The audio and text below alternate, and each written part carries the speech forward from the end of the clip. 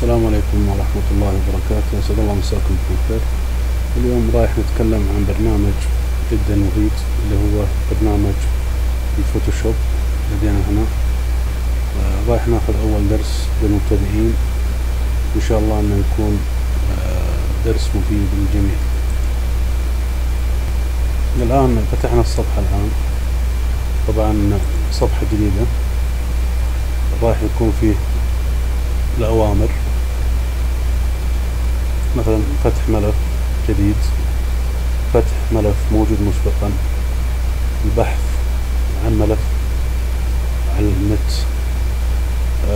فتح باسم، أو الملفات كنت تشتغل عليها مؤقتا يحفظ لك إلى آخر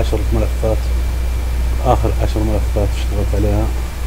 طبعا الأمر إغلاق، حفظ باسم، حفظ للويب، الشبكة العنكبوتية، الإمبورت اللي هو استجلاب أو إنك سحب ملف من مكان ما، إكسبورت اللي هو ترحيل ملف على مكان معين.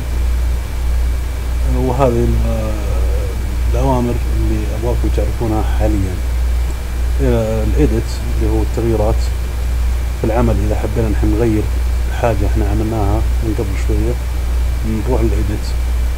هذا التحكم بالصور كبرها، طبعا المود حق الصورة شو يكون، الادجستمنت حق الصورة فين تكون بالضبط، والألوان تبعها، والبرايتنس حقها اللي هو قوة السطوع فيها.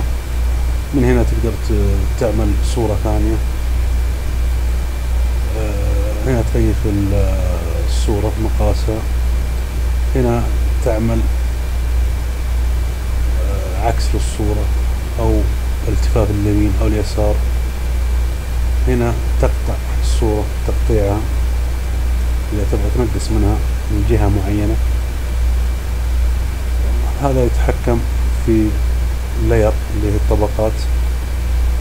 طبعا عندنا أوامر كثيرة. هذا الاختيارات اللي هو سيلكت، تختار الكل، عكس الاختيار اللي هو ديسلكت. طبعا في أوامر كثيرة الحين ما راح نتطرق لها، ناخذها إن شاء الله فيما بعد. الفلاتر، عندك فلاتر هنا تقدر تستفيد منها بالعمل. هذه طبعا المشاهدة اللي أمامك، ايش تبغى تشوف قدامك. مثلا انك تبغى تطلع المساطر الآن، تضغط على مسطرة، طلعت لك المسطرة واحدة فوق هنا نشوفها، وواحدة هنا تحت. طبعا المساطر هذه مفيدة جدا في العمل من أجل دقة مكان التصميم. هذه بالنسبة للأوامر. بالنسبة للعوامل المساعدة والأمور اللي تساعدك في التصميم، مثل الآيكون هذا فيه أغلب الأمور اللي بدل ما تروح تفتح من هنا وتعمل لك ما نعرف ايش وتطلع لك بالأوامر وتاخذ لك وقت. هذه اختصارات عملها البرنامج على أساس تستفيد من وقتك. طبعا للألوان، للقص، للأختام، لتعبئة النموذج، ألوان، للكتابة، يعني في عوامل أخرى إن شاء الله كلها راح نتطرق لها. بالإضافة إلى هذه في عندنا هنا عدة مربعات، طبعا هذا تستفيد منه تقريب العمل أو تصغيره. طبعا هذه الألوان، السويتشات، ستايلات اللي هي السويتشات اللي هي المفاتيح، ستايلات اللي هي نوع الستايل اللي تبغاه، اللي هي ستايل معين تبغى تحطه.